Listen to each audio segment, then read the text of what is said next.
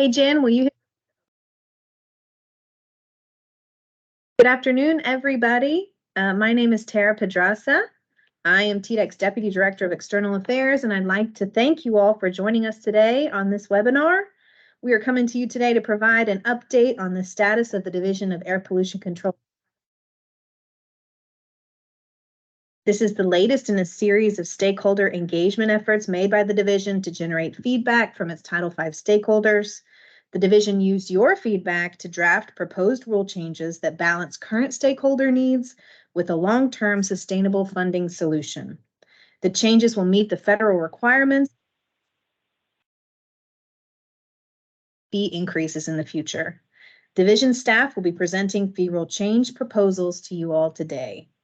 We are recording this webinar, and it will be posted on the division's Title V fee diversification webpage, should you need to consult it later. So here's our agenda today. We are breaking this webinar down into 3 separate presentations. Each will be followed by a moderated question and answer session hosted either by myself or my external affairs colleague, Jan Compton, who's our online host today. The first session will explain the Title V program funding diversification proposals. The second session will detail general permit fee rule changes. And finally, the third session will. You were muted upon arrival, but you will have the opportunity to raise your virtual hand and unmute yourself when the time for questions comes, or you can use the chat box at any point throughout these presentations to type in questions as they occur to you. If you have questions that don't at the end for general discussion and Q&A with division leadership who's here today.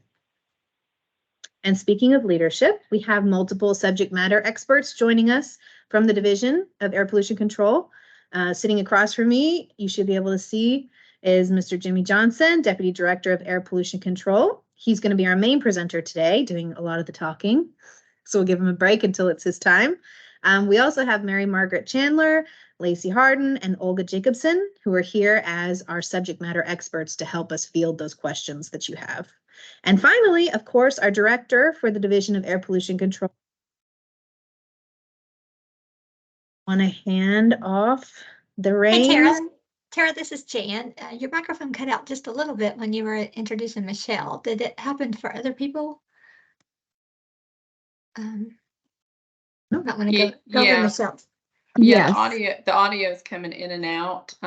It could be, we've got storms coming through Nashville right now, so apologize to everyone. We may just have a couple of audio glitches as the storms come through. Can y'all hear me?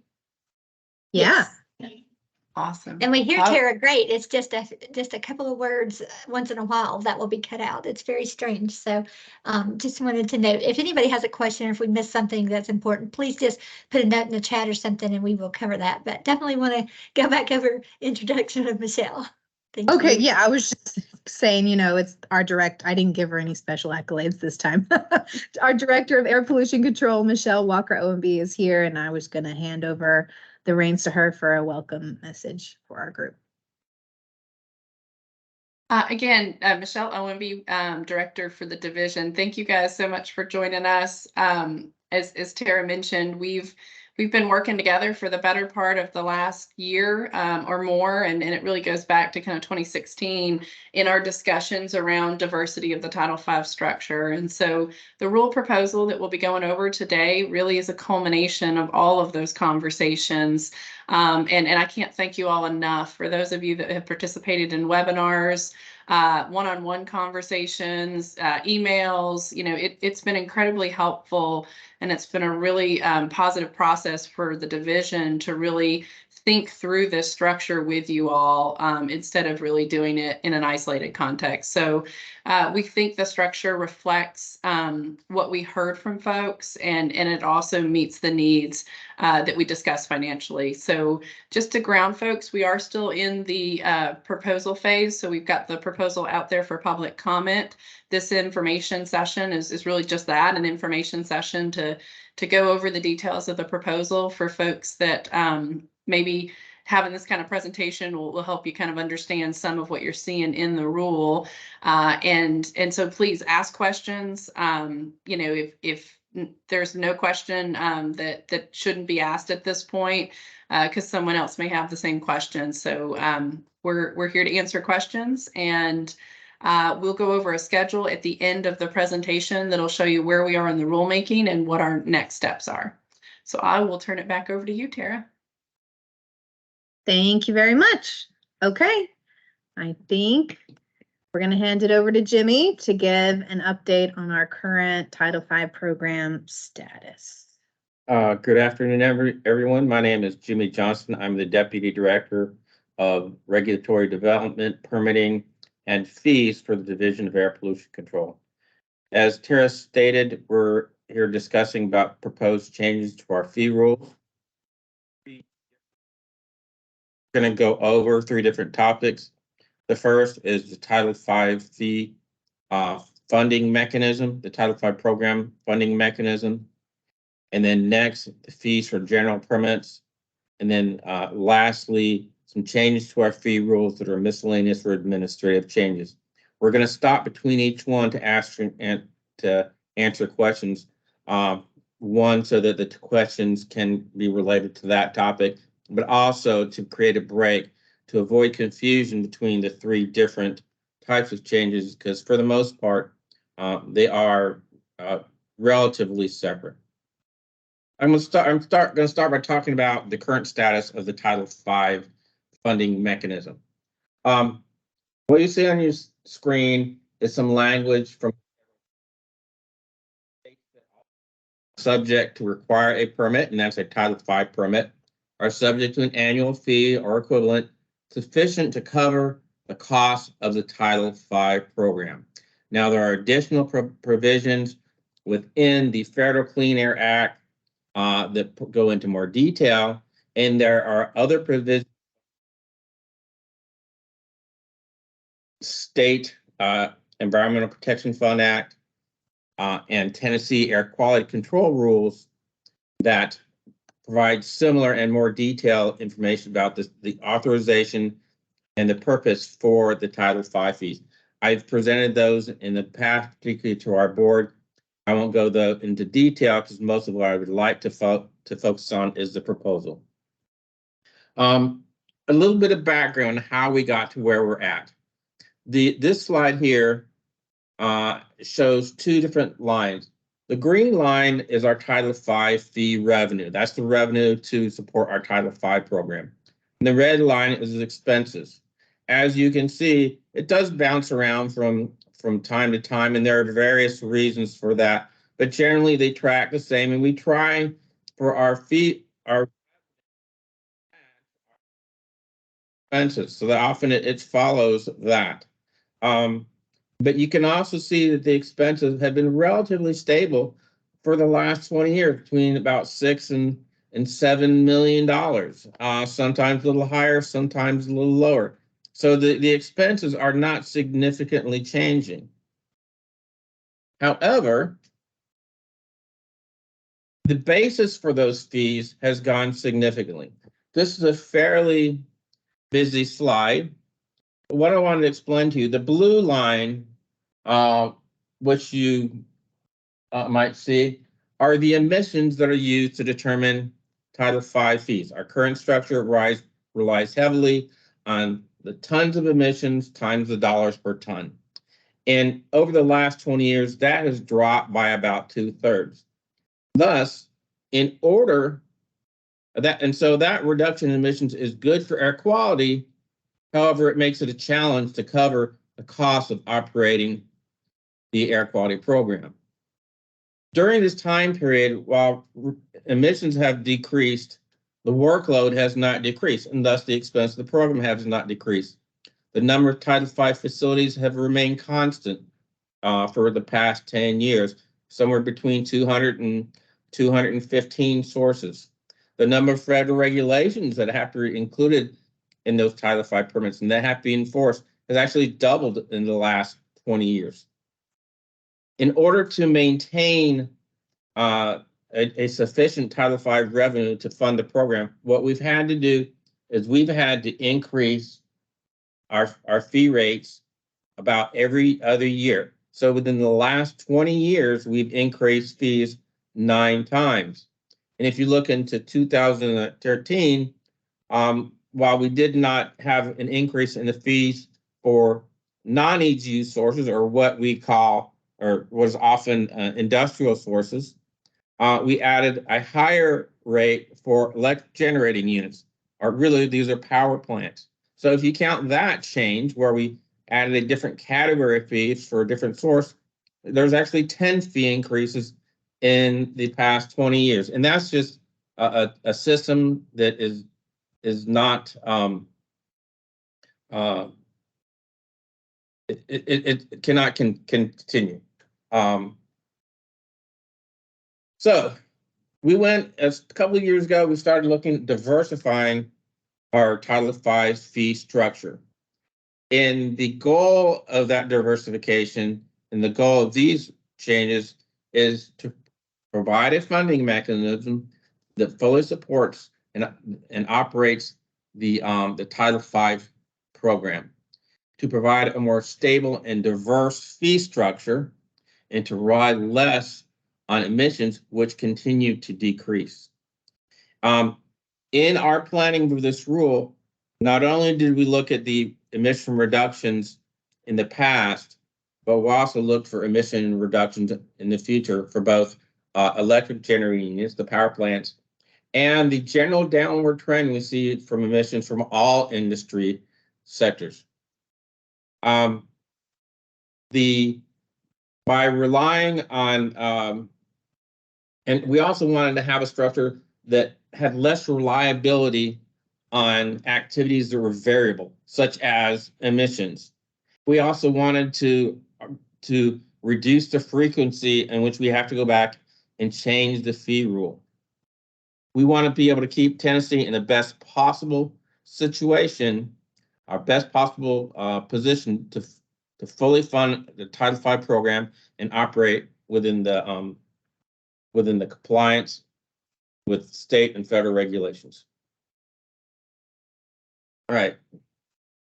TDEC began working on fee diversification in the spring of 2022 by brainstorming a list of possible revenue enhancements.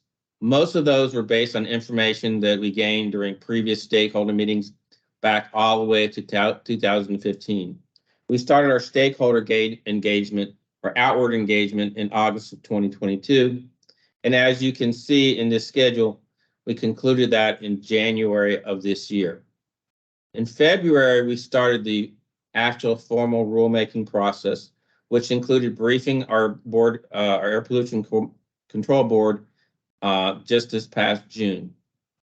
The remainder of the schedule is shown here. Our webinar is today, July 18th. The formal public hearing is August 11th at 1 o'clock Central. We will repeat that near the end of the slide, and the comments will be due on that date. And our goal is to present the rule to the Air Pollution Control Board for their consideration on October the 11th. Today's webinar is to educate stakeholders and answer questions about the proposed rule so that you can be informed as you comment on the proposal.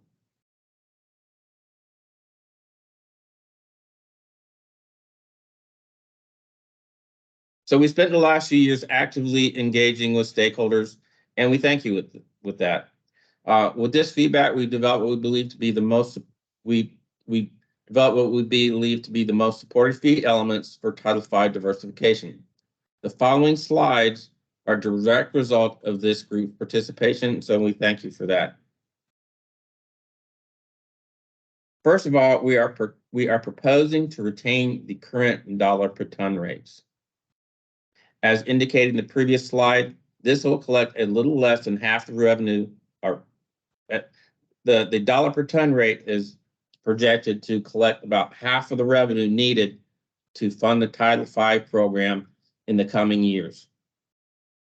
We're also proposing to eliminate the minimum fee, which is currently at $10,000, and that would be no longer be necessary because of the base fee, which at the lower end is $10,000, the same rate as the minimum fee. So with the base fee, we are proposing a base fee that is based on the number of federal air quality standards that a facility is subject to.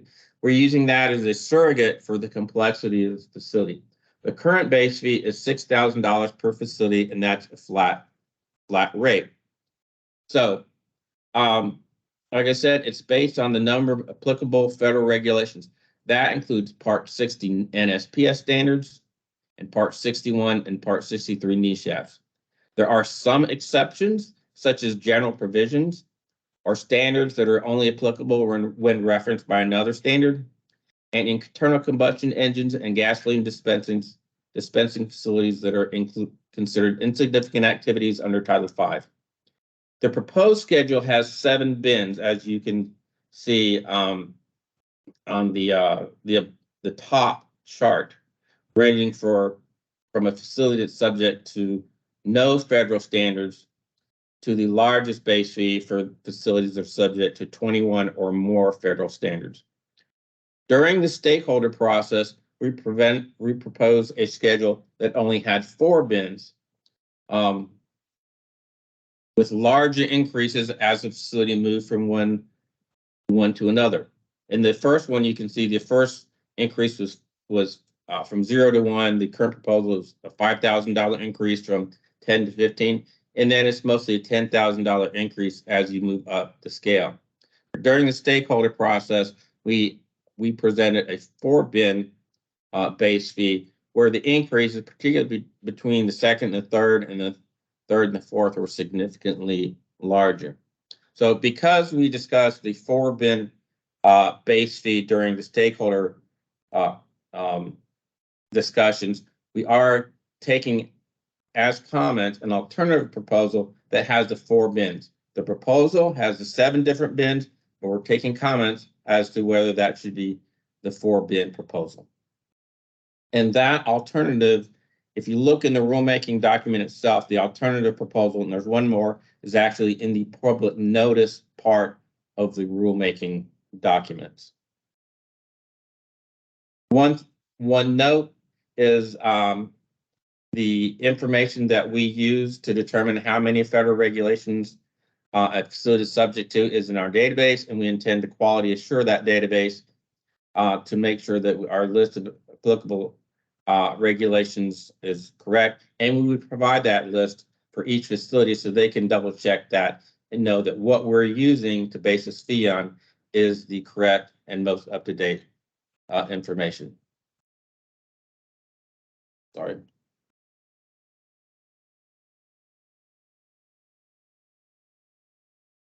And as you can see, the base fee for both the proposal and the alternative proposal are at or above the minimum fee, thus the minimum fee is eliminated.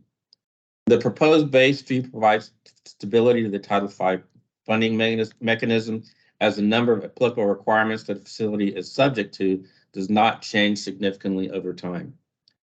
The existing base fee, along with the proposed base fee, along with the existing dollar per ton fee, are expected to provide the majority of the Title V revenue, or the revenue for the Title V program. So in addition to the dollar per ton fee and the base fee, we have also added some additional fees to diversify the funding mechanism. Including among this is our fees for Title V modifications. The proposal is for a minor mod. For each minor modification issued, that would be $2,800. For each significant modification issued, that would be $5,000. These would be charged each year, each time the fees for the annual fees are collected as well. So we would look at the number of minor mods that are issued, the number of sig mods that were issued during the previous year, total those up, and that would be added to the annual dollar per ton fee and base fee.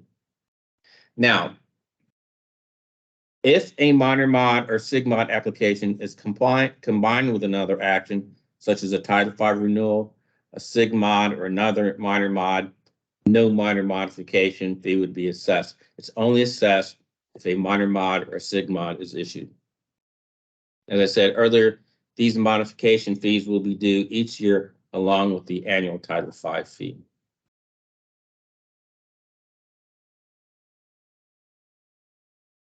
In addition to the annual Title V fee, the proposal includes increased or new application fees that will apply to Title V sources.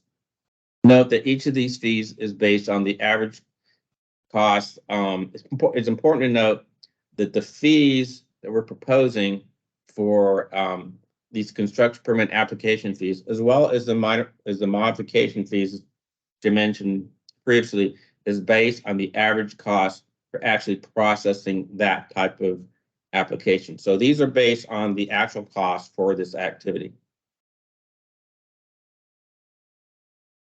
So currently, you'll see in the second column is the current fee structure, which is based on the anticipated maximum emission rate.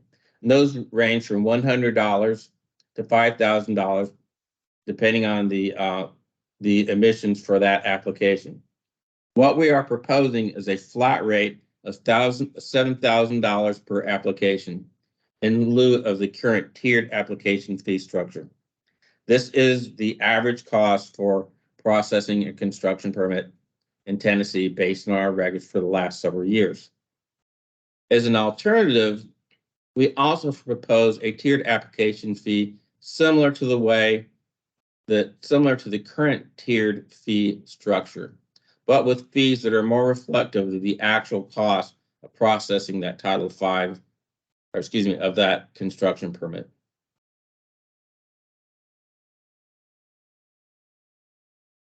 It is important to note that the $7,000 flat fee and the tiered fees, the proposed tiered fees, are designed so they would collect approximately the same amount of revenue. The tiered fee proposal for the construction application fees for Title V sources is found in the public notice of the proposed rule and not in the regulatory language itself. The application fee for non-Title V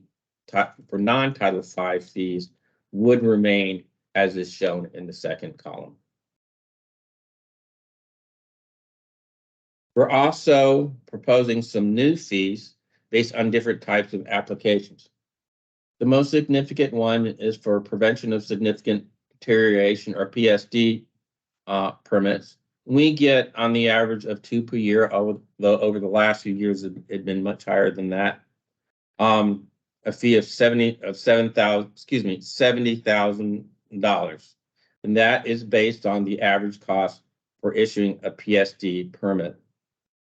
We also are proposing to add a fee for plant-wide applicability limit permits.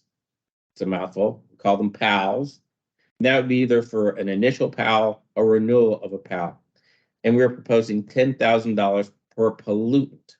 So if the PAL only includes one pollutant, that would be a $10,000 application fee. If it included 15 pollutants, which is a lot, that would be $150,000. We also are adding a deadline for PAL permits of 18 months.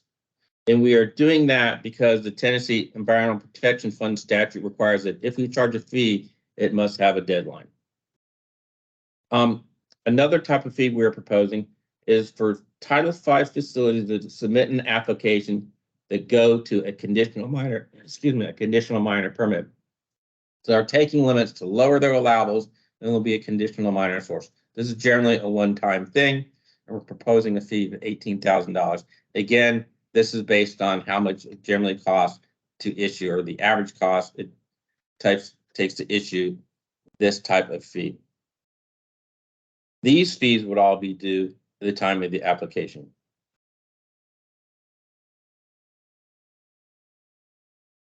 In summary, Yeah. Okay. All right. So now I'm going to turn it over to Tara, who's going to summarize what I just said, and we'll open it up for questions. Or I think actually Jan is going to do this part, right, Jan? Just to break it up a little bit. Can you hear us? Sorry, I turned on my camera and not my volume. Thank you so much, Jimmy. That was a very informative part of the presentation. I continue to learn more and more about Title V. And just to summarize, as Tara said, I will let you know, my name is Jan Compton with the Office of External Affairs for TDAC. You may have missed that since you may have joined us later. So just want to let you know. And then again, I'm helping Tara facilitate today. And from Jimmy's presentation, we were able to have some takeaways. So we just wanted to summarize those before we get into the Q&A part of this section. And again, we'll have Q&A for each section. So to summarize, this would help Tennessee rely less on emissions, which are decreasing. At the same time, we would continue to comply with our funding requirements. The proposal reflects feedback from stakeholders and meets the goal of fee diversification. And again, this next bullet is included in your chat box and has been mentioned already, but TDAC is taking comments on the proposal, including the alternate language specified in the public notice until August 11th, 2023. So you can submit comments electronically at air.pollution.control@tn.gov. You can also mail them in at the address in the chat. If anyone needs that read, we will be happy to do that as well. And this brings us to our Q&A part for this first Title V part of the section. At this time, we want to take our time and look at 3 different ways to submit questions. First, you can raise your hand. You can put a message or a question in the chat box. And lastly, if you're joining us by phone, you can hit *6 to unmute. So first, we'll start with any raised hands. So if you would like to verbally ask a question, please raise your hand at this time and you can unmute and ask that question.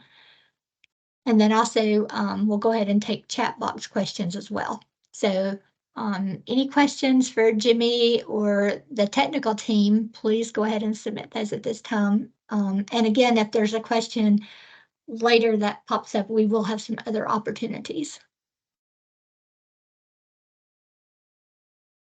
Jimmy, you might have explained it so well, nobody has any questions at all. I was just reviewing the chat. Okay. To help you out, Jan. I don't see anything in there right now.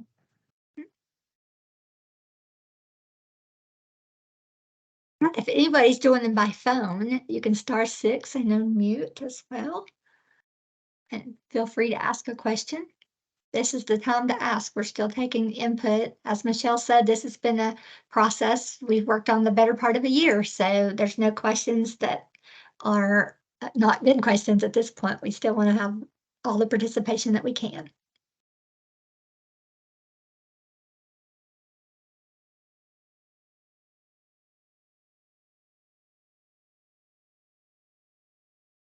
All right, well, I guess we can proceed on to the second part of the presentation, the second out of 3. So I will go ahead and turn it back over to our Deputy Director of Air Pollution Control, Jimmy Johnston, for the second part. Thank you, Jimmy. All right. Let me get my presentation lined up. And we're good. All right. Thank you, Jan. The next topic are our proposed fees for general permits.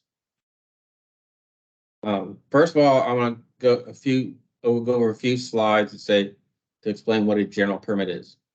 A general permit is a voluntary option for sources in specific categories for which we've issued a general permit for. A general permit is a single permit issued by the Division of Air Pollution Control for a specific type of facility.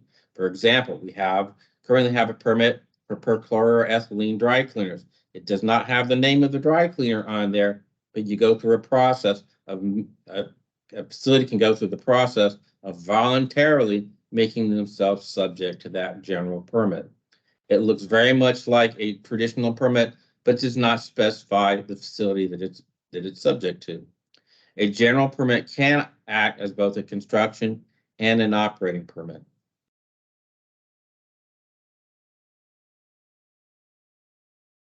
So how does it work? First, we'll issue a general permit for the source category.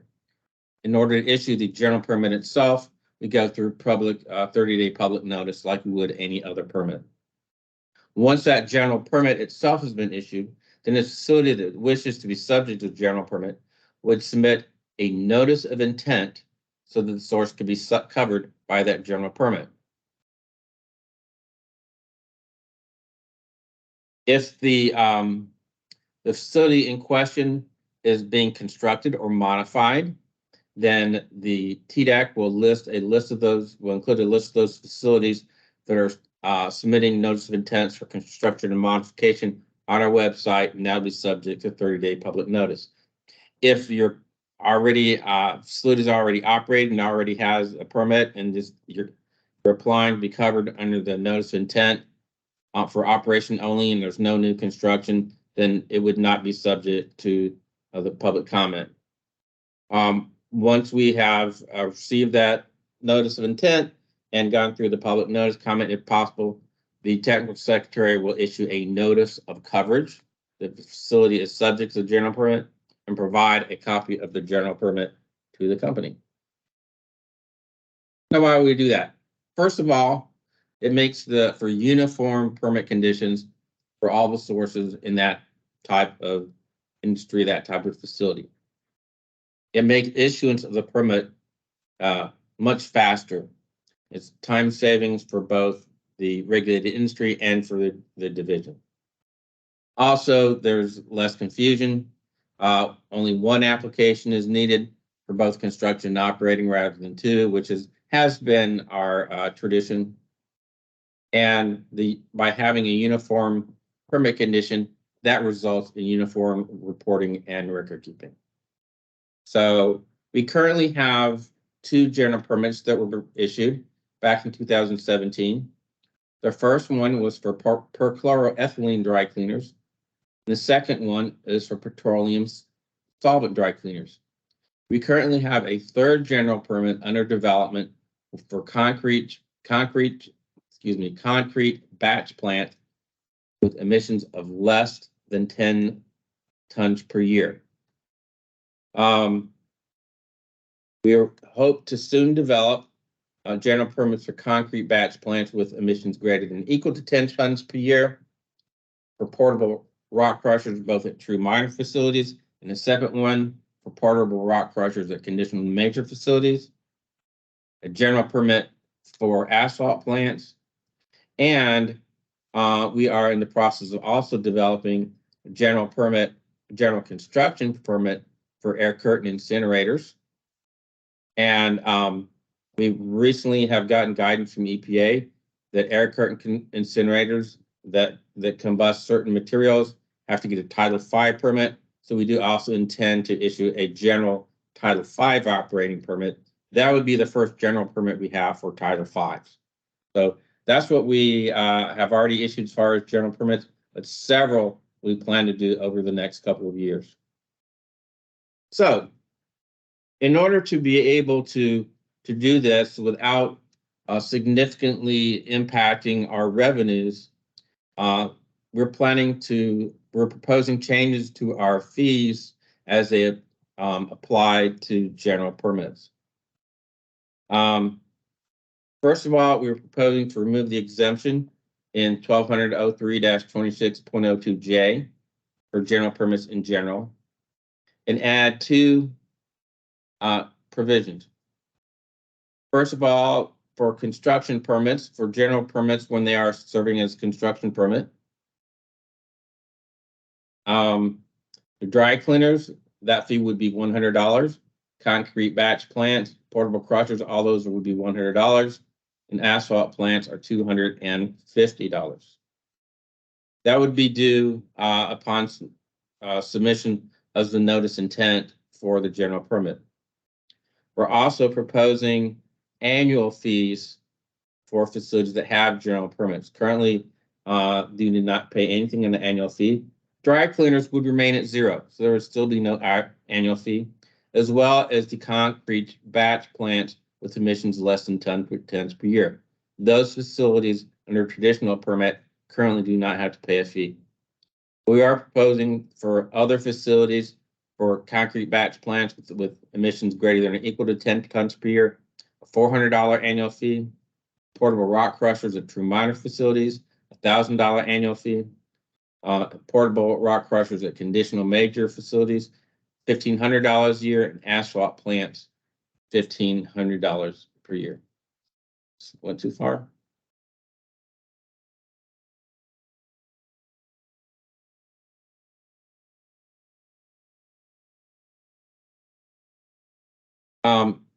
We do intend, as I said, we are also developing general permits for air curtain incinerators, and we do intend to add a fee for air curtain incinerator general permits as part of the formal rulemaking process that would probably be added during the public comment processes. These fees for general permits are based on the typical fee for a facility in that source category under the current fee system.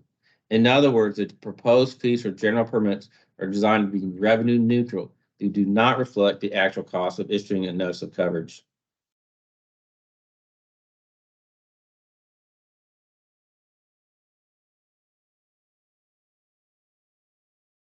Right? All right. I'll take this summary. Thanks, Jimmy. Okay, so in summary about general permits, they are for specific types of facilities that are common across the state. General permits are an alternative to our traditional permits. Several general permits are being developed currently. We can go back and review that list if we need to. And this rule establishes construction and annual fees that would apply to the existing general permits and to new ones as they are developed. So do we have any questions from our attendees? I saw we had about 28 participants, which is good, about general permits. Kara, we do have one question in the chat. And the Great. question is, what is the dollar per ton fee for calendar year 2023? Is that back to the Title V, sounds like, right? Yeah, for clarification, are you asking for the Title V per ton fee? This question came in early in the second part. Yes, sir. Okay, great. Okay. Thank you. Thanks, Ed. Slide. Go back It's to on slide. slide 11.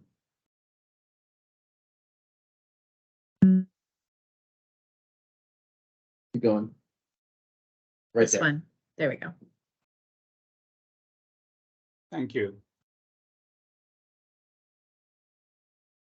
And we were proposing not to change those. So that's remaining unchanged.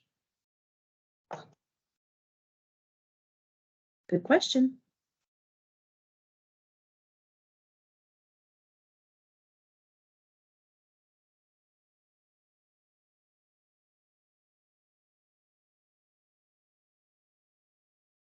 I had heard a little chatter, Jimmy, in the counties that operate the air curtain destructors, right? There's not many of them anymore, but some of those, what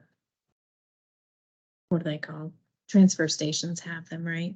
And so you said the fees are still being negotiated for that. You'll have more information soon Well, on. and previously, many of those did not have to get an air quality permit for air curtain incinerators, often called air curtain destructors.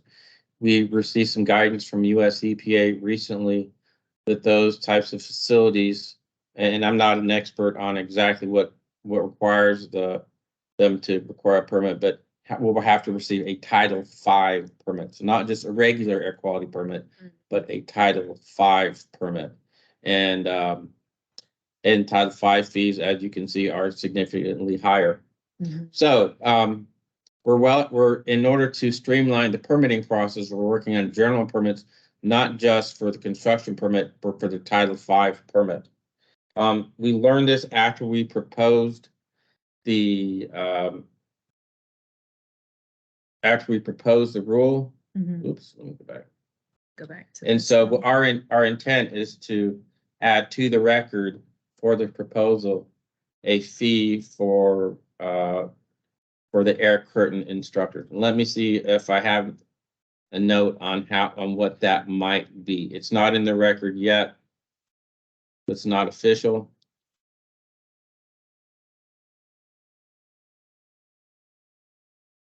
I can say that a typical construction permit for the air curtain instructors that we've issued recently is $500.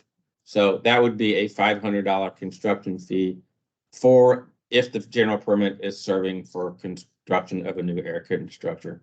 I can't say what the annual fee would be because that would be a Title V fee, and we haven't really even discussed what that is. Currently, the minimum Title V fee, as we talked about earlier, we're proposing, well, the current rule is $10,000. And I do want to point out this requirement for air curtain instructors to be subject to Title V fee, to have to require a Title V permit and therefore be subject to Title V fees is not something that TDEC decided. This is based on guidance from US EPA. So it's something that is applicable across the entire United States. Very good. Thanks for that clarification. And Tara, sorry, it's Michelle. I'll just mention that as we work through how we'll look at air curtain destructors, as Jimmy mentioned, our goal is to ensure that if this entity of units has to get pulled into the Title V program, that we do that in a streamlined way if possible for the regulated entities. We'll need to work through. It would be our first Title V general permit, and so obviously the content and substance would need to get worked through. And there's probably going to be more follow-up with EPA on what that might look like. So I just say that is we certainly have a goal for that, but all of I would just put all the air curtain destructor stuff as TBD because it is kind of a new development that we're still working through, and some of that will have to get worked through with EPA. But for our purposes, we'd like to utilize and let folks recognize that we'd like to move in the general permit direction. But it's fair to say we've still got a lot to work through in that category. Very good. Do we have any other questions about general permits? Some of the changes happening, those.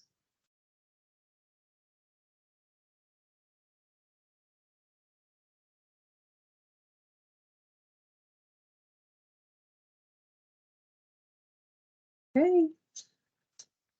We'll have time again at the end if you think of something later on to ask additional questions. Do you want to get going on our last section here, miscellaneous and administrative changes? Okay, heading down the home stretch, our last topic within this fee rule change are miscellaneous and administrative changes to the fee rules. So the remaining proposed rule changes a number of administrative and miscellaneous fee rule changes that we've been working on for the last several years. None of them have a direct impact on fee revenue. And because of the timing, these changes have to be included along with the same rulemaking as the Title V fee rules and the general permit fee rules. Including among those, the definition of hazardous air pollutant is moved to the definitions, and the fee rule references it there. We've also removed the fee for synthetic minor sources. Those are sources that have allowable emissions for less than 10 tons per year. And this is the same threshold for all other sources. Currently, there are only 18 synthetic minor sources in the state. It's also too important, I note here, the term synthetic minor source in many other states is used for what Tennessee calls a conditional major source. We don't, so in some other states, synthetic minor source means something than it does differently in Tennessee. So this definition and the fee associated with it is only removed for a very handful 18 sources. This does not affect the conditional major source fees or anything else about the conditional major program. Currently, the current amendment processes for non-Title V sources actually are not in our rules themselves, and that's something that we need to rectify. The first step in doing that is adding a definition for what a permit amendment is. We're also adding in our definitions a definition for anticipated maximum emission rate, or AMER, and anticipated maximum increase in emissions. Those are used to determine construction application fees. All right, paragraph 26-.023, general provisions. For conditional major facilities,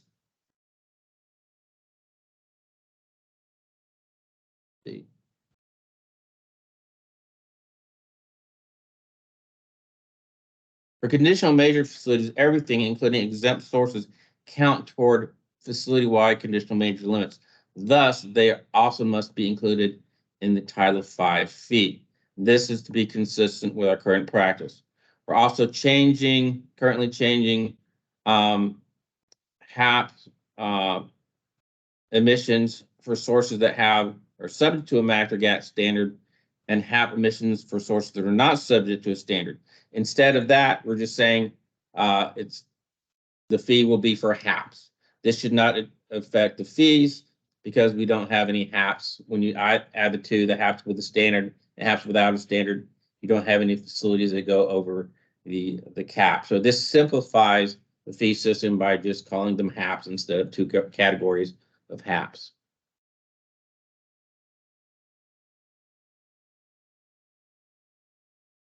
And there's also some language that clarifies when an application fee is due. And we actually have several other provisions within the rules that do that clarify that the fees for an application, construction permit application, are due upon submission of the application.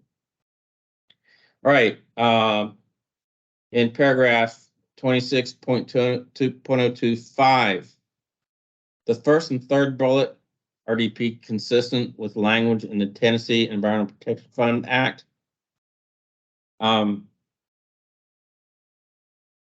There's another provision, the second bullet, to clarify that construction application fees are due when the application is done.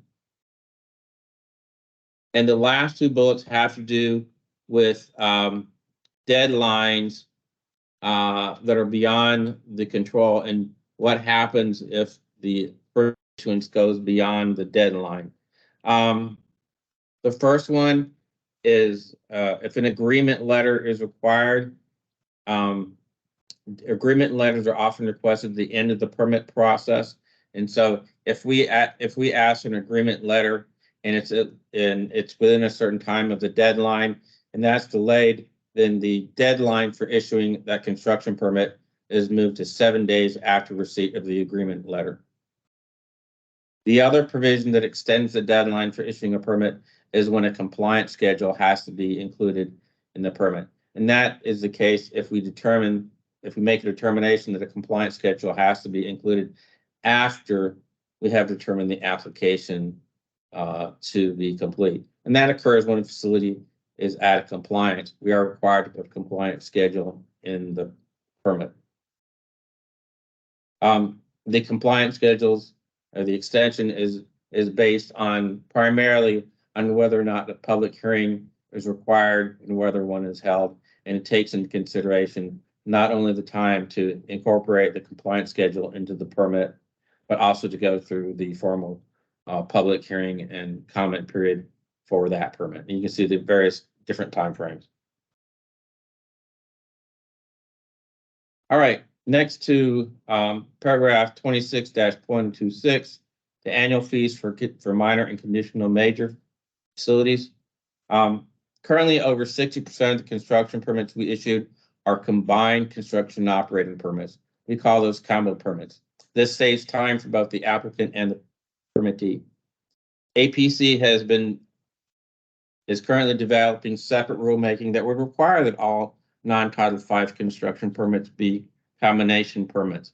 But because of how non-Title V fees work, we currently have to get a written request from companies in order to issue a combination permit. So what we are included here is a provision that says when we issue a combined construction operating permit, the requirement to pay annual fees is based on when that combined construction and operating permit is issued. And that provides for streamlining of the combination permit process. We have also included another clarification that annual Title V fees that are based on allowable emissions in which we send an invoice are based on the date in which what the allowable emissions on the date in which we actually generate and send out that invoice. Paragraph 26-.028 on late fees, what happened failure to back up. I had mentioned the synthetic minor sources, which are on 18 tons per year. We're currently removing the fee for those sources. Those are sources that emit less than 10 tons per year, and that's a very small number of sources and very, very small revenue stream. Okay, back to paragraph 26-.028, late fees for failure to pay. We've added a provision that no permit or permit renewal will be issued till all fees required by the air pollution control have been paid. That's to be consistent with the Environment Protection Fund statute. Also, the provision about penalties and interest. We're adding a provision that penalties and interest shall not exceed 3 times the original fee. That's also to be consistent with the Environmental Protection Fund status. And also changing or removing a provision about how interest rate is determined, and so that we can be consistent with our current process. Now on to paragraph 26-.029, the annual fees for major sources and sources subject to paragraph 11, i.e. Title V. So this is Title V. This is a substantive change on when those fees are due. Currently, facilities that base our fees on actual emissions or a combination of actual and allowable emissions and a fiscal year calculation period, which is therefore July 1st to June 30th, their current deadline is July 1st, which gives them 1 day to calculate their emissions, pay their fees, and submit their fee reports, also known as AEAR reports. We're moving that from July 1st to August 1st to actually give facilities time to do that. There's a provision in our current rules that allows facilities to request an extension beyond that July 1st date. And currently, a facility could get an extension past the July 1st date. They can get a 90-day extension, which would take their due date to September 28th. Since we're changing the deadline from July 1st to August 1st, we're changing the extension time to 60 days, but it would still result in the same due date for those that have extensions, still September 28th. We're adding a clarification that initial annual fees based on a fraction of calendar shall pay no less than the base fee. That's just to make our rules consistent, to clarify what that is. And there's a provision currently in current in the rules based on EPA's once in and always in policy. However, EPA has revoked that policy, so that provision we're proposing to revoke that once in, always in fee provision from our fee rules. We got a number of grammatical corrections including in there, and I'll show some of them on the screen, but I won't go into all those in detail. With that, I'll turn it over to our External Affairs Directors. Okay. I think Jan's going to handle this section. Absolutely. Thank you so much, Jimmy, for summarizing, or actually for presenting on the administrative and miscellaneous changes. And just to quickly summarize that, the goal is to create consistency and clarification We want to streamline certain existing processes. We want to make some provisions consistent with current practice. And then there was a few grammatical corrections on that last slide that Jimmy noted. So thank you so much for presenting that. And at this time, we will again open it up for questions. At this time, it can be questions on this section or either of the previous two sections. If you have any questions for the technical team, this is the time to ask. So at this time, we'll go ahead and raise hands or add a question into the chat. I'll give it just a minute if anybody has anything.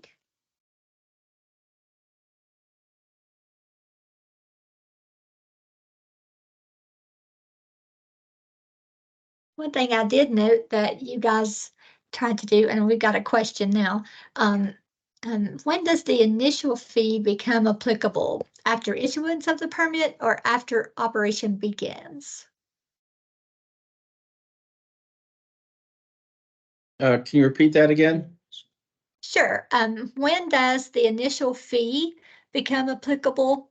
Is it after the issuance of the permit or after operation begins? The initial fee. Initial. I'm not sure what's Construction. meant by initial fees, but you may be asking about a combination fee. Currently, the annual fee is due after source starts operation. The construction fee is due with the application. The annual fee starts after facility starts operation. So what we're proposing is that when we issue a combined construction and operating permit, to change that so the annual fee would be due once that combination permit is issued. So it would eliminate the requirement to submit an operating permit application. It would eliminate the requirement for us to submit an operating permit application, but it does start the annual fees. And those are only for non-Title V fees. Combination permits are not allowed for Title V fees. And right now, the rule does not specify that, so we have to get an agreement letter or some type of agreement from the company that they would pay those annual fees once they get the permit. And as we can see, about 60% of the permits we issued are combination permits. So that doesn't seem to be a significant issue with the companies that we've been issuing permits for. I hope that answers the question.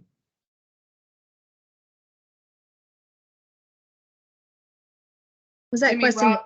Jimmy, Rob clarified that he was asking about the annual emissions fee, and I presume for Title V. So would that start with the issuance of the operating permit or upon startup of the facility? We're going to get to that, I think, in a couple slides.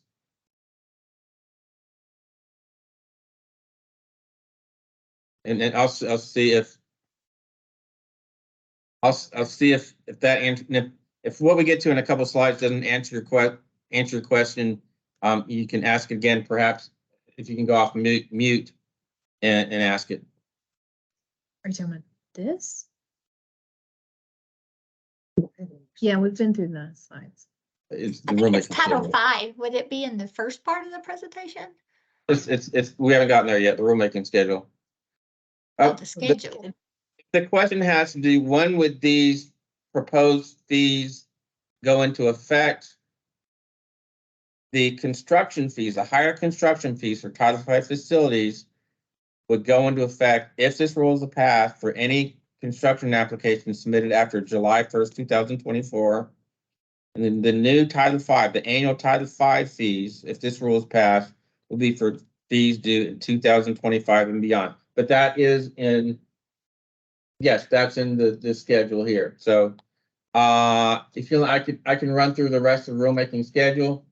We did brief our board on proposed rule on June 14th. We have the webinar today. Our public hearing, our formal public hearing is August 11th at 1 p.m. Central Time. Comments are due to air.pollution.control@tn.gov. please put in the subject line comments on proposed fee rule or something to that matter to make sure they get routed to the right location. We would then take those comments and make any changes necessary and present to the board for their consideration adoption of the fee rule changes. Between October of this year and June of next year, that goes through a number of steps, including governor's office approval, attorney general's review, filing with the secretary of state, and review by the Tennessee General Assembly's Joint Government Operations Committee. Once all that happens, the rule will be effective July 2024. So the construction fees that we talked about, that would be for any application that's received after July 1st, 2004, and the annual fees, the ones that are paid on an annual basis, those would be for fees that are due in 2025 and beyond.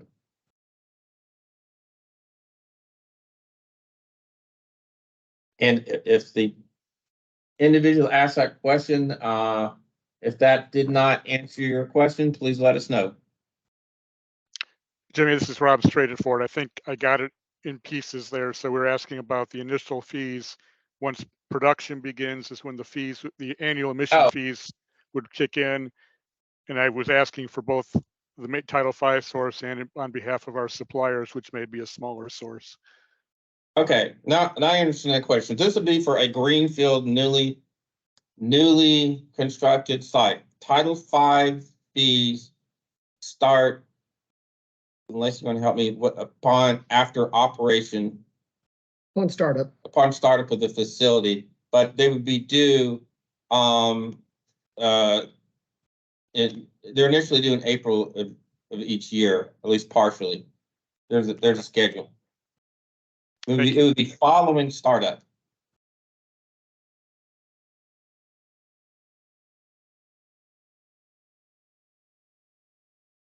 That's a great question. Yeah. And that is with our, we're not making any changes to that provisional rule. That's what our rules already require.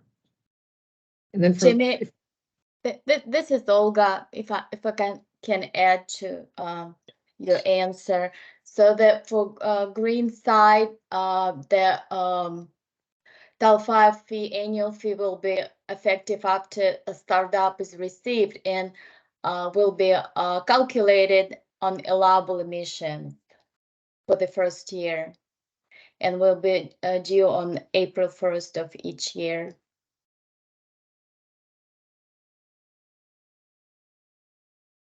There's one more question that just came in the chat. If and when these proposals are approved, will we be issued new permits with the changes? Lacey, will you take this one? Your current permits will not be changed until we have another reason to change it, such as permit renewal or permit modification. But because we don't currently list anything in there, and I think I understand now where you're going from. Right now, it says that the fees are due July 1st. We don't have to amend your permit for the later date to apply because this is a requirement that became state effective after issuance of the permit. So I understand your concern, but the rule in this case will trump the permit, and the due date will be August the 1st, despite the permit saying July 1st.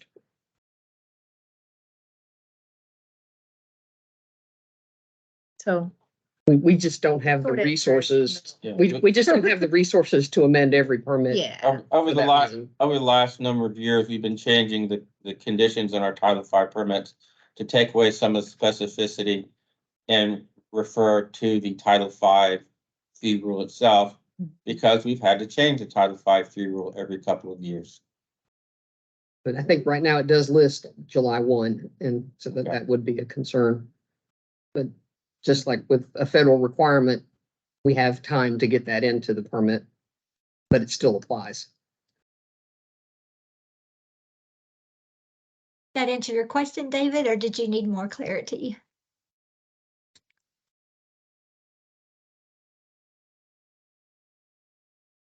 It didn't, just let us know.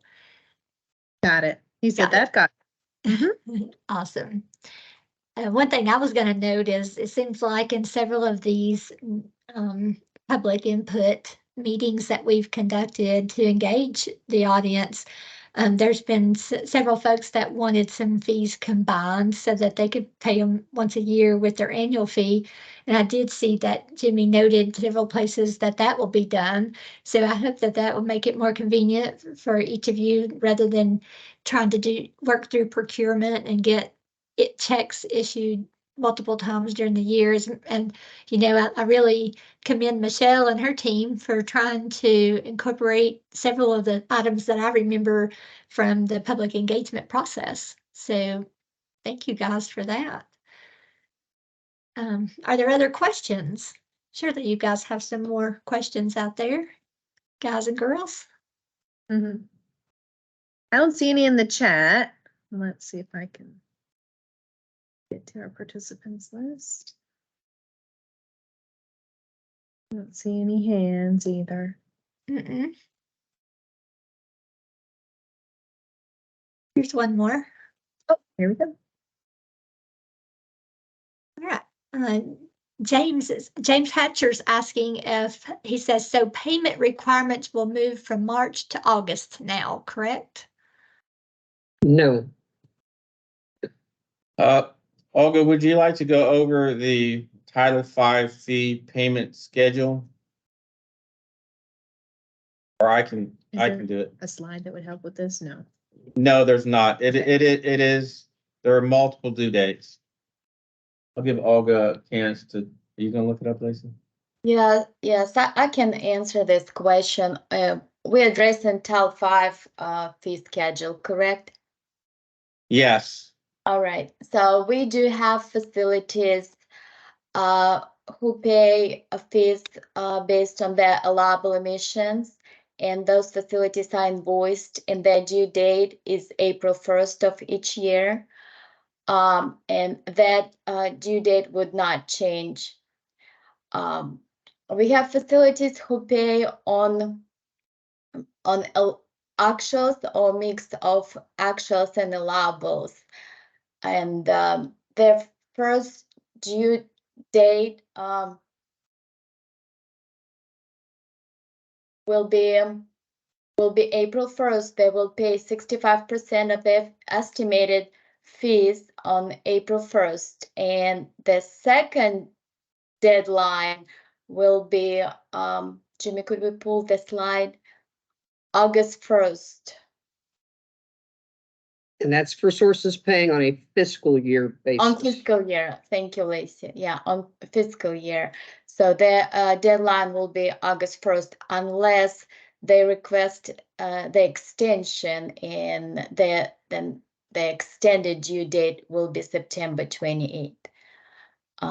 For calendar year facilities, the due date is April 1st, 65% of the estimated fees, and It's April 1st for all fees. all fees, right? Yeah. Calendar year. Right. And the if they ask for extension, they will pay by June 30th the rest of their fees.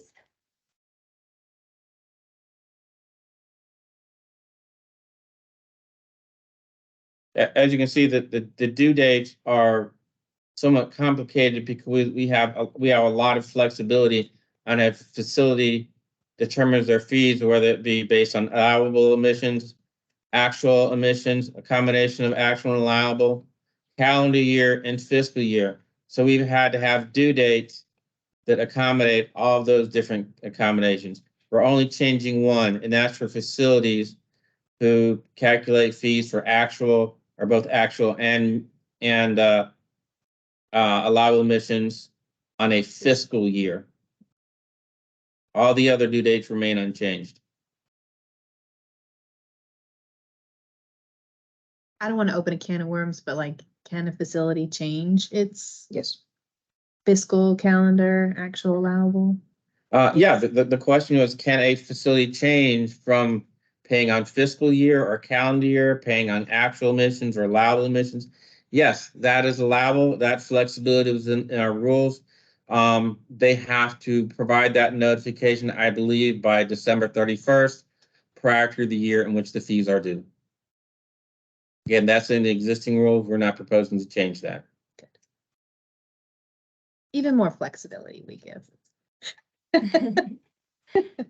Jamie, I believe we have one exception. If it's a brand new facility, they do have to pay on the layables and for the first year on the layables and on the calendar year.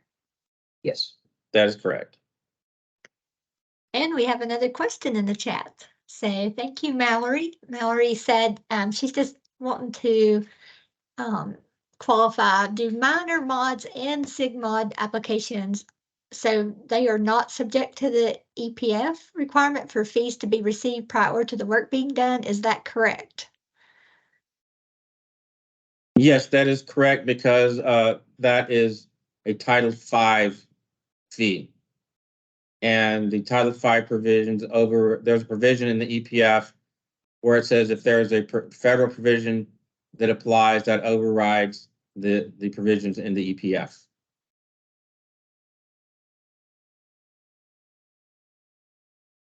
Thank you, Mallory and Jimmy. Thumbs up. Any other questions? Any comments? Again, put the information in on how to submit comments. David has another question. Can we receive a copy of the presentation? That will be recorded and also posted to the website. So we can send out a notice when that is available through email. Yeah. There's a specific, and there's a specific webpage on the Air Pollution Control's website devoted to this Title V diversification engagement. So we will upload all materials there and we can send out a push too. Yeah, we'll do slides separately too. Yeah, just so y'all have the slides too. That sounds good. Right. Do we have more questions? We have more time to give. Usually once the will the slides be posted question comes up, that almost signals the end. Well, we are accepting comments on these proposals and all the rule changes until August 11th, 2023. That's when we're going to have our formal public rulemaking hearing. That will also be a hybrid hearing, so you can join us online. Access and links for how to get access is in the chat. You can find it on the public participation page under the air notices and hearings at tn.gov/environment. You can send us your comments on what you've heard today and all the different changes that we're making to these rules to air.pollution.control@tn.gov, or you can mail them via snail mail to our WRS Tennessee Tower at 312 Rosa L. Parks Avenue. We're on the 15th floor, Nashville, Tennessee, 37243. Thank you all for joining us today and for participating as stakeholders throughout this process. It's been a long process, and thank you for coming every step along the way with us. We're getting close to the end. And we hope everybody has a great and safe afternoon. And we will talk again soon.